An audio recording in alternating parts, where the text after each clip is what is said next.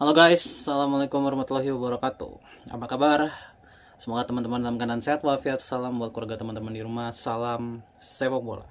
Perkenalkan gue aja, gue si netizen yang suka membahas bola. Ya, di video kali ini gue ingin membahas tentang jadi dinamika sosial media sekarang sedang ramai kembali menegarkan Erick Thohir out.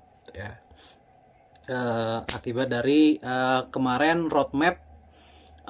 Itu ternyata manajer timnas Indonesia Sumarji dia sebenarnya tidak tahu menau tentang roadmap tersebut, dan roadmap tersebut banyak sekali dibandingkan ya dengan negara-negara lain. Contohnya salah satunya adalah Norwegia. Roadmapnya Norwegia yang berisi banyak sekali. Roadmapnya Jepang yang terkesannya katanya roadmap dari Garuda Membara ini terkesannya tidak serius ya, hanya dibuat dalam kondisi panik gitu ya, dan banyak yang menegarkan Erick Thohir out. Oke.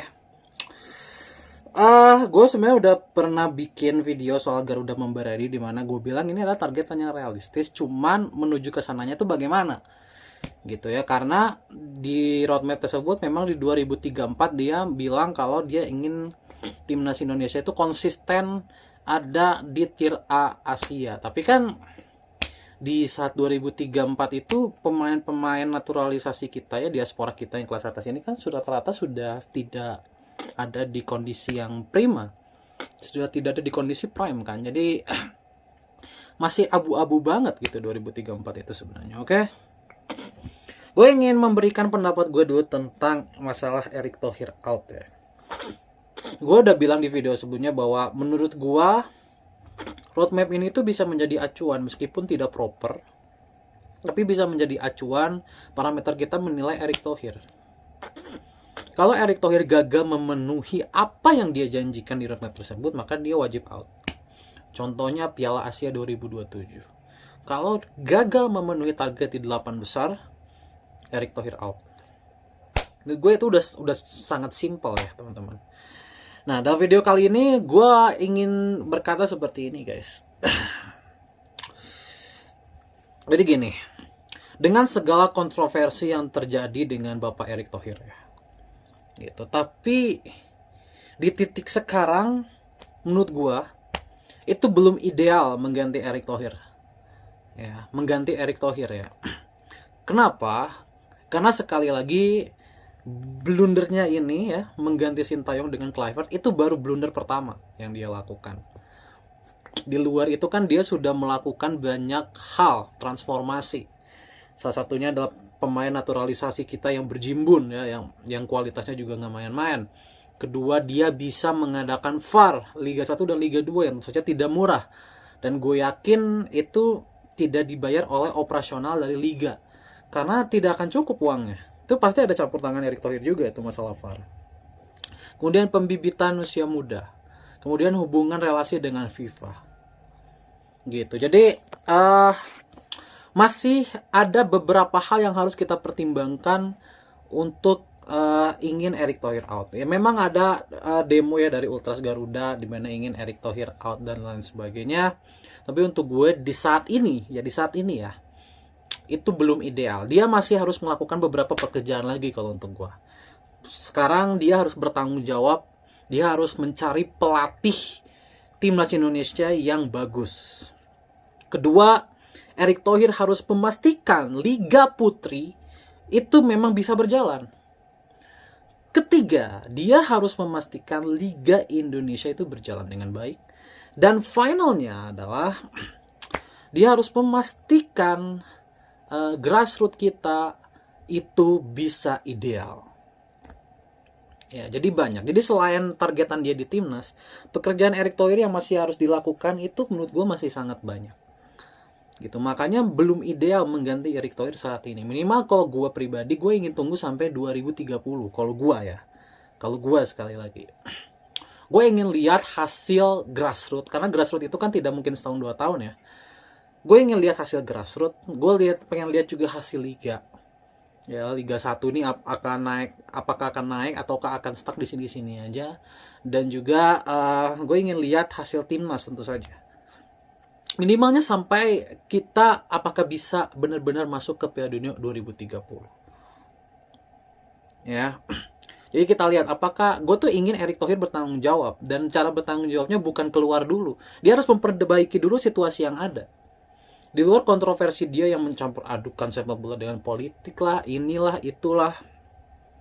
Tapi untuk gue outputan yang dikeluarkan oleh Erick Thohir so far ini masih bagus gitu. Ya, jadi kalau so far outputnya masih bagus ya gue sih masih fine-fine aja ya. Erick Thohir jadi ketua PSSI gitu. Meskipun gue sendiri kesel banget kenapa dia harus ganti STY dengan Kluivert, dan Kluivert terbukti gagal. Kalau harus ada yang diganti menurut gue itu harusnya bawah-bawahnya ya. Kayak ya ini gue gamblang aja ya. Gue rasa orang kayak Mas Arya itu udah, aduh dia tuh udah bener-bener udah sangat harus diganti lah. Dia bener-bener sangat politik sekali gitu Mas Arya itu. Jadi orang-orang kayak gitu gue rasa yang harus diganti gitu. Jadi kalau Erick Thohir gue rasa belum ideal untuk diganti gitu. Oke. Jadi itu pendapat gue tentang dinamika sosial media yang ada saat ini, di mana banyak yang bilang Erick Thohir out, Erick Thohir out. Ya sebenarnya dalam hati kecil gue juga, gue tuh ingin juga Erick Thohir out sebenarnya. Tapi kita harus berpikir secara objektif juga guys, menilai PSSI ini kan, PSSI ini sudah terlalu lama ada di era kegelapan ya guys ya.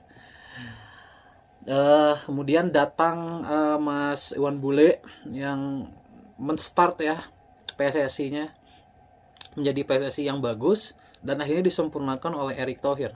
Banyak yang khawatir bahwa PSSI ini akan kembali ke era kegelapan, tapi menurut gue melihat kerjanya Erick Thohir, gue rasa nggak akan terlalu terperosok kayak sebelum-sebelumnya. Kalau sebelum-sebelumnya itu orang-orang itu benar-benar menjadikan PSSI itu kendaraan dan dia tidak peduli sama sepak bolanya. Tapi untuk Erick Thohir ini, meskipun taruhlah ya banyak asumsi kalau dia menjadikan PSSI ini juga kendaraan politiknya, tapi dia tuh bekerja. Kalau sebelum-sebelumnya tuh dia banyak ketua PSSI yang tidak bekerja. Kalau dia ini meskipun taruhlah dijadikan kendaraan politik, tapi dia tuh masih bekerja. Dia masih cari pemain naturalisasi, dia masih cari dirtek, dia masih mementingkan liga, dia masih mementingkan grassroots. Jadi sekalipun apapun kontroversi di belakangnya, Erick Thohir itu tapi masih kerja gitu. Nah itunya gitu yang gua masih lihat gitu. Jadi secara objektif belum saatnya lah. Nanti kita lihat lah. Kalau gue mungkin starting pointnya di 2027 nanti gitu ya, di Piala Asia. Kita lihat aja hasil dari Piala Asia gitu ya, sama mungkin hasil dari Persib Bandung nanti, ataupun nanti tim-tim setelahnya yang lolos ke Asia. Karena liga pun menjadi sorotan kalau untuk gue sekarang, dimana level pemain kita itu bisa meningkat kalau level liganya meningkat. Sesimpel itu aja. Oke. Jadi itu ya pendapat gue tentang dinamika sosial media yang terjadi akibat dari roadmap Garuda Membara ini yang banyak dibanding-bandingkan dengan roadmap negara lain. Oke. Ya semoga kedepannya PSSI bisa memperbaiki lah apa-apa yang kurang, sehingga kita benar-benar bisa mewujudkan mimpi kita untuk lolos ke Piala Dunia. Karena endingnya itu kan lolos Piala Dunia ya. Ya, mimpi terbesar kita tuh lolos Piala Dunia. Apapun program yang dilakukan, mau program usia muda, program grassroots, program liga dan segala macam, titik puncaknya itu adalah lolos Piala Dunia. Oke.